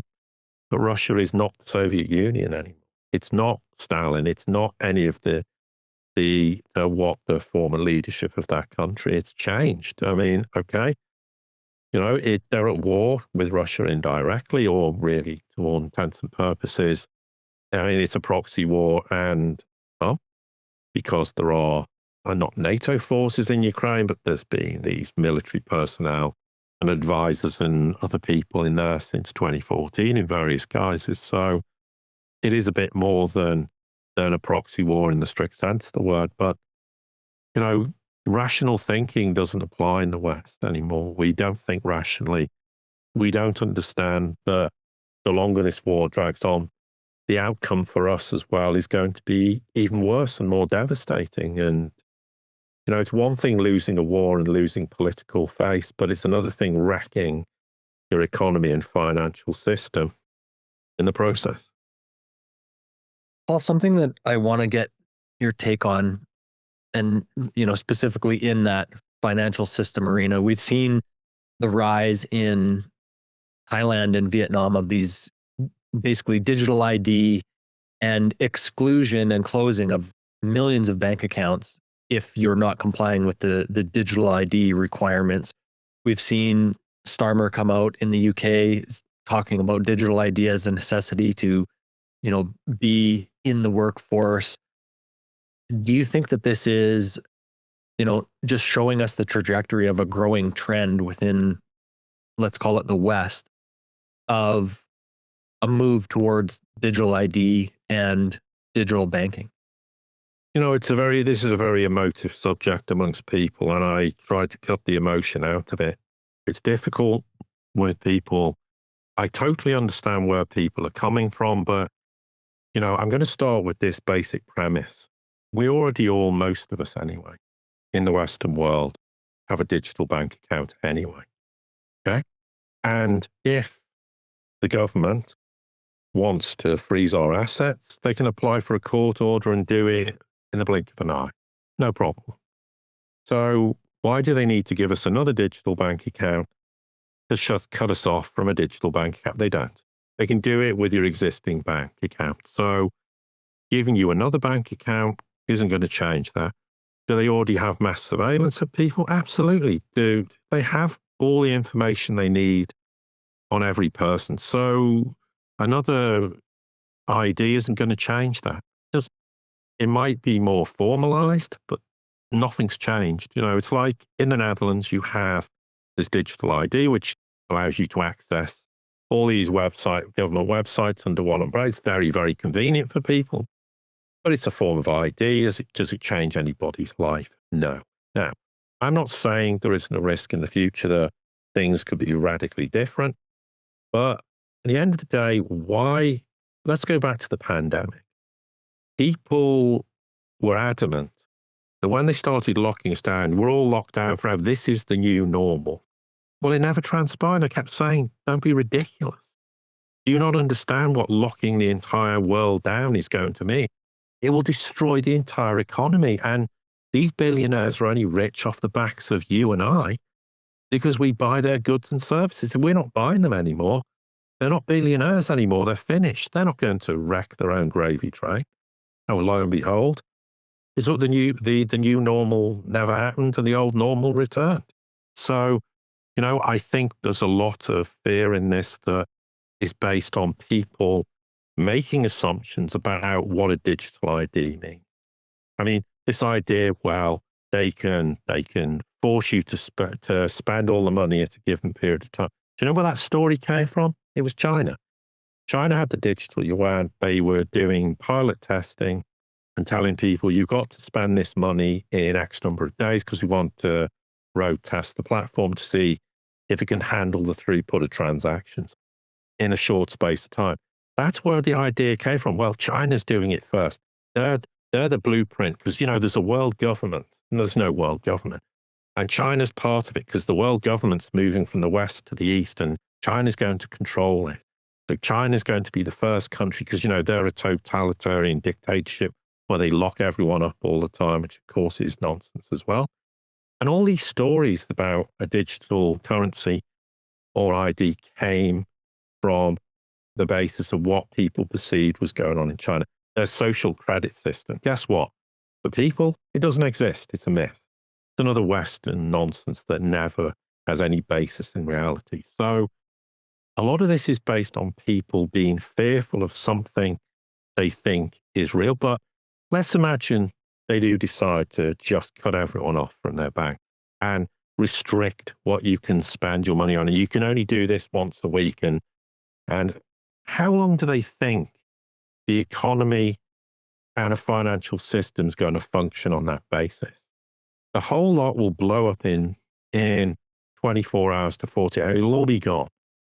The West has spent since 2008 trying to prevent that happening. Why would they go and destroy their entire financial system? Why would these super rich people that everyone thinks controls the world, and that's highly debatable, but let's work on the basis they think All these people do. Well, if we're not consuming the stuff they sell, then they're bust as well. They have nothing. Do you think they're going to destroy their own empire? No. So people need to understand what putting these restrictions in place are going to do. And, if you have a digital bank account now, they can do it. So why? Tell me how many people you know who've had their bank accounts cut off. There's odd people, but generally no one. Why? Because they don't care about you and I. People have this very inflated opinion that I'm so important that they're going to come and look at what I've been shopping this week and tell me I can't do this, and they're going to cut me off. Now, I don't doubt there has been worrying developments with regards to things particularly in the UK, where people have been worried about comments that are made and things are being followed. I'm not disputing that. It's got nothing to do with the digital ID. I understand why people have concerns about it, but my own personal philosophy on this is that I don't see this as changing anything. I think all the problems that people believe this will cause already are in place and exist, and they have been for a very, very long time. I mean, at one point, it would have just been paper-based records. Now it's electronic records that all the details people think they're going to have in the future, they already have on people. So why does it make any difference? Why do they want to lock up the world like apparently they were going to do during the pandemic? Well, they're not going to do this. A lot of this is just fear-based, and there are people out there who actually have a desire to drive massive fear into people and scare the hell out of them because they get a kick out of it. And, people being terrified, you have a captive audience. And once you drive fear into them, very difficult for that fear to go away. Now, I'm not being blasé and naive and saying there aren't possibly risks associated with things, but I live on the basis of realities and not on the basis that I'm going to spend my entire life being fearful of something that never happens. Hence, when the pandemic happened, I never once went, well, this is our life forever now. I went, well, of course, at some point it's going to have to end. The reason it had to end is because you couldn't economically function as a country. You couldn't, in any way, shape, or form, have a financial system that would have survived that carrying on forever and a day. So people need to look at the reality of what they think is going to happen and what it means in the real world. And, if you have whatever the digital ID is in the UK is not yet clear. So the question, therefore, on that basis is what they're saying it means it proves you can have a right to work in the United Kingdom. Does it really change anything as things stand? Because you have a national insurance number there, the answer is no. Now, if it's just that, well, how's that going to be used to control people? But then people go, but that's just the start. They're going to do all these other things. And my question to them is, how do you know this? Tell me on what basis you make this decision. Well, they make it because they heard a million other people say, or 50 other people. And then it becomes an established fact in their mind. And a lot of people live in constant states of fear. And the fear is not justified or a reality. So, yes, I'd be the first to say, with regards to what they're proposing in the UK, well, here's another problem. There was a big move pushing people in the UK to make a big deal about immigration. And I remember saying at the time, be careful what you do because there will be consequences way above what you think. And one of the consequences of people making a big deal about it is they've now gone, well, we need an ID card that proves people have a legitimate right to live and work in the UK. Well, that's a consequence of people making a big song and dance about something now. I'm not saying there aren't immigration issues. Of course there is. But a lot of the stuff that's going out there is just ridiculously out of control, is not an accurate representation of problems. And, people are now starting to go, oh, hang on. So I made a big deal about this, and now this gets rolled out. Now, what happens next if people have a right to be concerned about things and to make representation? I'm not saying people should just say absolutely nothing about things, but be very careful who is instigating all these problems that exist to do with immigration in the UK. There is something rather insidious going on there. and there is a deliberate intention to cause maximum amount of problems, and it's by design. They're not there to say there's a legitimate problem and we need to do some other. There are people who want to cause huge societal unrest in the likes of the UK, because what could that lead to? I mean, and so we have to be extremely careful how we understand what's going on. But am I, on a personal basis, particularly concerned about it at this point in time? No. I will deal with realities rather like the pandemic. I will deal with what happens, and nothing transpired that people said. Okay, maybe this could be different, but don't live your life on the basis, well, this is just the start of something, because that's what people said in the pandemic. Oh, remember they in the UK, they started to relax lockdowns a bit. Oh, they're just giving us the summer off. Oh, look, the winter's back. Oh, see, we're being locked down again. And then when it all died, there'll be another virus coming on. Oh, look, it's monkeypox. And monkeypox came and went, oh. And there's people just trying to justify their position by trying to find any spurious reason to convince themselves that their state of fear is reality. Why would anybody want to do that? Just accept there are things about the pandemic that are clearly extremely concerning, but don't continue to hold on to a belief because you decided that someone told you this was what was going to happen. They lock us all down and put massive restrictions. That is going to completely destroy Western countries. And the one thing, if you want to control people, you give them enough to make them not realize they are being controlled. If you take away those things, you risk upsetting the masses. And the last thing anybody wants to do is upset the masses of a country, because they have no way of understanding how they're going to react to that, which is why we already have a digital bank account. They can do whatever they want. They can cut you off tomorrow. So why aren't you focusing on that rather than focusing on they're going to give me a digital bank account, which, by the way, is not going to be mandatory. You can only transfer so much money into a digital central bank digital currency, because you can't take all your money out of a traditional bank, because you'll cause bank runs and blow up the financial system. People don't seem to be aware of that either. And there is no compulsion to use this.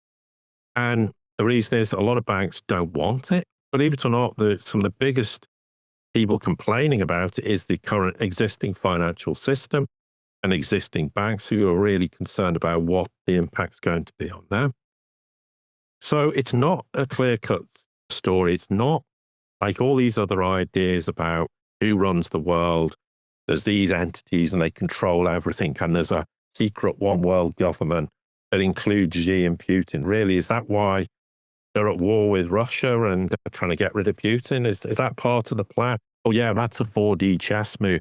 It's all to deceive you and make you think they're on opposite sides, but they're all concocting to bring in this one world governance, maximum Orwellian state surveillance. I'm sorry, but, and the basic bottom line is that's just a very childish response to a very far more complex problem.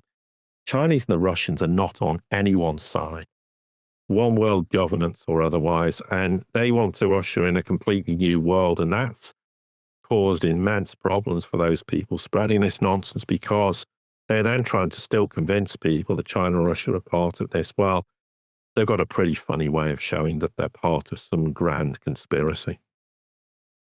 Well, I appreciate that, that sober look. And I do agree with a lot of those ideas that, a lot of these control systems are already in place. And it's a good reminder to understand what systems already exist, right? And again, going back to this idea of making it be very sober is quite important to be able to remember at this time. Yeah, look, as I say, they exist. I mean, the problem's already there. Surveillance already exists, and the ability, if they want to cut people out of financial system or whatever, but they don't do it. And that's the point people need to understand. Bringing in these new technologies isn't going to change anything. And that really is the point people need to focus on. The fact that no one seems to be aware of the fact that problems like this are already in place potentially is the thing I find quite interesting, because people should understand, what do you think your bank account is? Why do they think that is going to be so radically different to this new? Oh, because a central bank controls it? Well, that's like saying central banks control the world. It's like the United States. The Fed is controlled by the ESF in the United States. That is the thing people are never told. They're always told, oh, the Fed controls the world. No, it doesn't. The ESF controls the Fed, which is why when they had gold confiscation, where did the gold end up? It ended up at the newly created ESF, and it stayed there. Well, maybe it isn't there, but as far as official records go, the ESF took the gold. So who does that tell you is running the show? It's not the Fed. So people need to be very careful in the things they believe and how the world operates. I'm not saying the world is a perfect place and it's all, roses in the garden or any of that nonsense. I'm absolutely not. But be very careful the stuff you believe that people are telling you, which is, and we're back to this point of entertaining people. There are far more serious problems in the world that these people never talk about. And the reason they don't, because they don't have a clue what really goes on. So, rather like a lot of these things, if you start to think about it and look at it in stark reality, understand how the financial system works, how economies work, then you'd realize that they're not going to, cook the goose. They want to just keep benefiting. So they want us to buy all this stuff we don't need because they profit and make huge sums of money and they want to benefit from that. They're not going to make us destitute and serfs, because what are they going to be? Are they going to control a kingdom of serfs? How? How exactly is that going to work? And how does that benefit them? It doesn't. They want, they want to be filthy rich and have lots of money and power. Well, they're not going to have anything. If we're all, because do they really think the serfs in the 21st century are going to sit there and tolerate it? Absolutely not. And they're terrified of upsetting the masses too much for that very reason. So give them enough to keep them happy so they don't think their digital bank account's a problem. So they don't think we have this surveillance and we have all these records on people. Just don't let them ever think that, then they'll be very happy. So why would they then want to roll out something that actually was something that, over and above what they already have? And when do they ever implement these things? That's there as well, if someone becomes a real problem, we have a way of tracking them down and knowing where they are. But by and large, all of us have such boring, uninteresting lives. Who cares which supermarket I go at? I bought some kitchen appliance, ironically, today. Do they really think they're interested in that?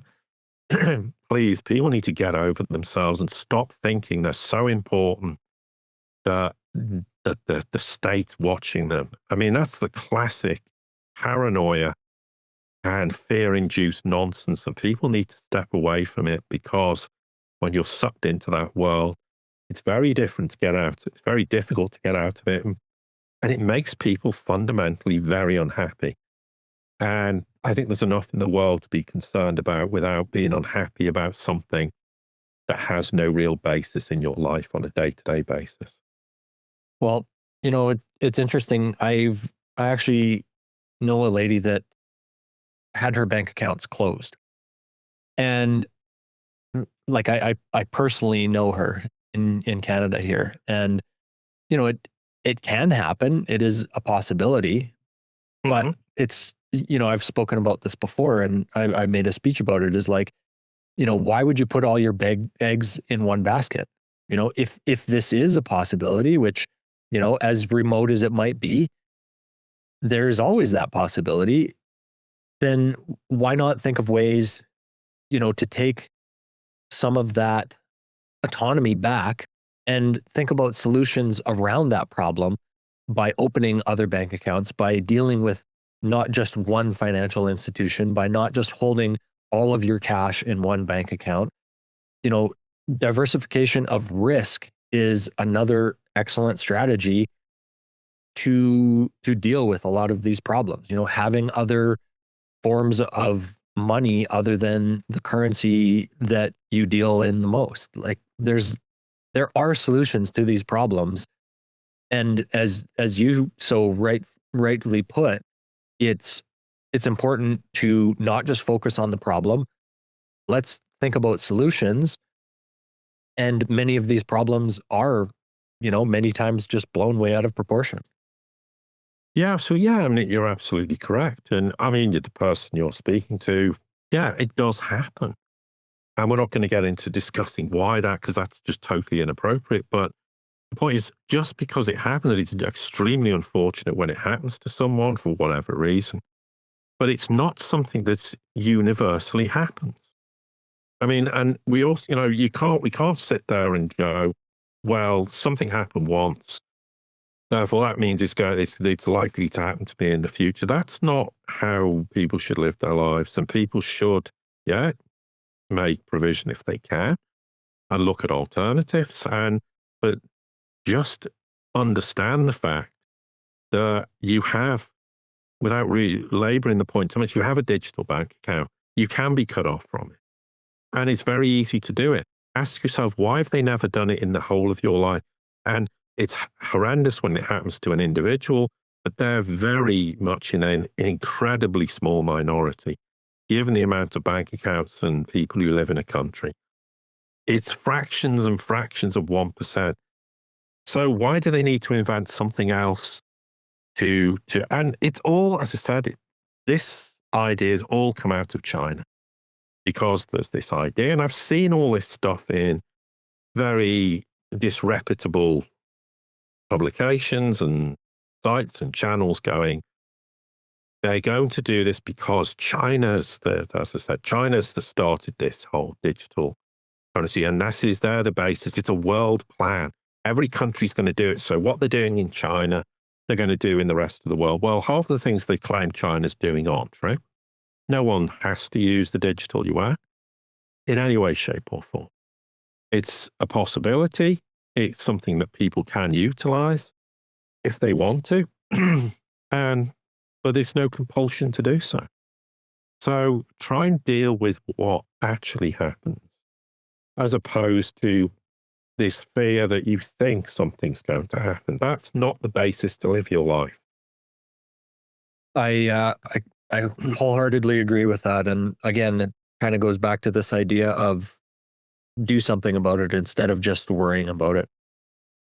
Paul, I want to thank you for, you know, taking a lot of time to explain your viewpoint on all of these things to help us try to triangulate where we are in the world based on different voices and different pieces of information. You know, again, going back to this idea of where China actually sits, what the actual, you know, problems are there. Let's say, you know, for example, the social credit system. It's something that I think we need to be talking about and really trying to get a handle on a lot of the fear porn that exists within a lot of these channels. And it's not necessarily good for everybody, but you know, unfortunately some people do kind of gravitate to that, and I think we need to be focusing on solutions rather than just the problems. Is there anything that you'd like to leave our listeners to think about before we wrap up here? Just to just to echo your point, you know, look, just think about things more. Don't get into a heightened state of emotion when thinking about what's happening. And because the risk is then you will start to gravitate to things that frankly are not good for your well-being. And, you know, I'm happy to have a discussion, excuse me, in a broader sense about this whole thing with digital IDs and whatever. But a lot of people, you can't discuss it with them because they've already made up their mind what it means. And then if I don't agree with them, well, you must be part of the problem. You know, you're part of the trouble. You know, I can't trust you. I mean, this is just extremely unhelpful. I'm not disputing that the surveillance exists. It exists in a far bigger way than people realize. And, you know, but let's not pretend that something new is coming out, and it's absolutely devastating because we've all lived under this utopian existence before this apparently new thing is a major problem. That, is the bottom line. But the fear of repeating myself, but just no. The final point I'd like to make is obviously from Tom's perspective, I really wish him the best. I think the channel will succeed, but we'd really be thrilled when it does. And we look forward to coming back in the future. And please support Tom because he's a good guy and he really means well. And this channel deserves to be successful. So everyone, pull your finger out and help him. Well, I appreciate that very much, Paul. And for anybody that wants to check out more of your work, that's all available at the Sirius, SIRIUS report.com, as well as at the Sirius Report on X. Paul, thanks so much for your time today. A pleasure as ever.